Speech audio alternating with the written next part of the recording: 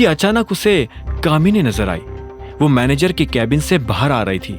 जब उसने अभिनव को देखा तो वो हैरान हो गई और उसे इग्नोर करने लगी। उसने अपने चेहरे के दाईं तरफ सारे बाल गिरा लिए ताकि उसे अभिनव को ना देखना पड़े। अभिनव ने भी उसे नहीं देखने का नाटक किया और सीधा अपने कैबिन में चला गया। जैसे ही वो अपने कैबिन में घुसा तो देखा कि अकरम और जैनी उसके कैबिन में बैठे हुए थे। अभिनव उन दोनों को वहां देखकर हैरान हो गया। आओ आओ टाय, अभिनव आओ। अकरम ने अभिनव को देखते हुए कहा, क्या हुआ, सब ठीक है? आपको कुछ चाहिए? अभिनव ने पूछा। वो ऐसे नाटक कर रहा था जैसे उसे कुछ पता ही ना हो। वो अपनी सीट की तरफ बढ़ने लगा। अकरम ने कहा, अभिनव, तुम्हारे और जेनी के बीच में जो कुछ भी हुआ उसके बारे में जेनी ने मुझे सब कुछ बताया। मैं उसी बात पर इसे डांट रहा था और मुझे लगता है कि अब इसके घर जाने का टाइम आ गया है। यह सुनते ही जेनी की आंखें फटी की फटी रह गई। वो अकरम की तरफ देख रही थी। उसने पूछा, घर जाने का टाइम आ गया है मतलब? अकरम ने उसे एक पल के लिए देखा और बोला, तुमने अभिनव के साथ शर्त लगाई थी ना कि तुम उसे नौकरी से निकलवा दोगी, लेकिन अब पासा पलट चुका है। नौकरी अभिनव की नहीं तुम्हारी जाएगी। Sir please, I am sorry, मुझे माफ कर दीजिए। सर प्लीज मुझे नौकरी से मत निकालिए, आई एम सो सॉरी।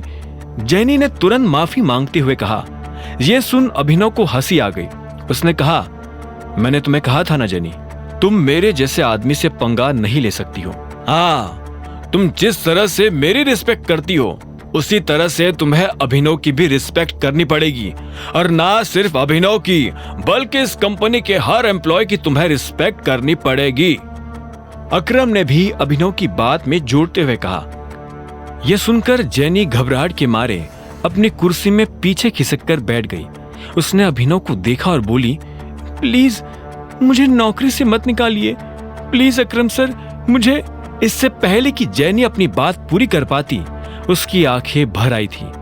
अभिनव ने उसे देखा तो उसके मन में जेनी के लिए दया आ गई। उसने अकरम को देखा और इशारों इशारों में समझाया कि वो जेनी को नौकरी से नहीं निकाले।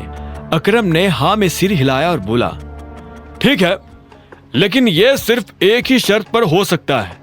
तुम्हें अगर इस कंपनी में रहना है तो तुम्हें अभिनव और बाकी लोगों की रिस्पेक्ट करनी पड़ेगी। लेकिन अगर तुम दोबारा अभिनव पर या किसी और पर बेवजह चिल्लाई तो मैं तुम्हें तीसरा मौका नहीं दूंगा। मैं आगे से ऐसा कुछ नहीं करूंगी सर, प्लीज, सच में, आई प्रॉमिस, मैं ऐसा कुछ नहीं करूंगी।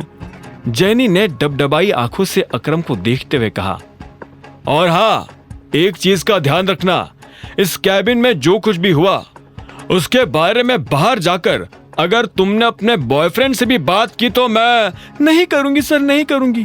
मैं इस बारे में किसी से बात नहीं करूंगी, किसी से कुछ नहीं कहूंगी, प्रॉमिस। ठीक है, अब तुम जा सकती हो, अकरम ने कहा। जेनी अपनी जगह से उठी और वहां से निकल गई। उसके जाते ही अकरम ने अभिनव से कहा, गजब का सिर दर्द है ये लड़की। अरे हाँ, लड़की से याद आया, मैंने तुम्हें ऑक्शन के बारे में बताया था ना, आज वो ऑक्शन होने वाला है और अलायना भी वहां आने वाली है। अलायना का नाम सुनते ही अभिनव के रोंगटे खड़े हो गए थे। बलराज ने पहले से अभिनव को अलायना के बारे में इतना कुछ बता दिया था कि अब वो अलायना से मिलने के लिए बेताब था। उसने कहा, हाँ, हम भी इस ऑक्शन में चलेंगे। हम नहीं, सिर्फ तुम। मैं आऊंगा पर तुम्हारे साथ नहीं। लोगों को शक होगा, हो सकता है कि मेरे साथ चलने से तुम्हें दिक्पाल छिंगावत भी मिल जाए। दिक्पाल छिंगावत का नाम सुनते ही अभिनव की आंखें बड़ी बड़ी हो गई थी। वो अपने दुश्मन से जल्द मिलना चाहता था। इतने में अकरम ने कहा, दिक्पाल से ज्यादा अलायना से बचकर रहना, she is a sweet poison. तुम्हें ले जाने के लिए मैंने अपने एक आदमी से बात कर ली है, वो तुम्हें मेरे रेस्टोरेंट से पिक कर लेगा। और हाँ, ये वीआईपी कार्ड अपने पास रखो, शहर के सभी बड़े लोगों के पास ये कार्ड है। कोई तुम्हें परेशान करे तो बस ये कार्ड दिखा देना। अभिनव ने उस कार्ड को लिया और ध्यान से देखने लगा। उस कार्ड पर निचले हिस्से में एक छोटा सा टाइगर गुदा हुआ था। अकरम ने अभिनव से कहा, अगर लोगों को पता चला कि असली टाइगर तुम हो तो लोग तुम्हें भगवान की तरह पूजने लगेंगे। यह सुनते ही अभिनव के चेहरे पर मुस्कान आ गई। और उसने कार्ड जेब में डाल दिया। अब आगे क्या होने वाला था? क्या होगा जब अभिनव मिलेगा अलायना से? और क्या वो आज अपने दुश्मन दिक्पाल को देख पाएगा? आगे की कहानी जानने के लिए देखें अगला एपिसोड सिर्फ पॉकेट एफएम के यूट्यूब चैनल पर, और द रिटर्न ऑफ टाइगर के सारे एपिसोड्स को सुनने के लिए डिस्क्रिप्शन में दी लिंक से डाउनलोड करें पॉकेट एफएम ऐप।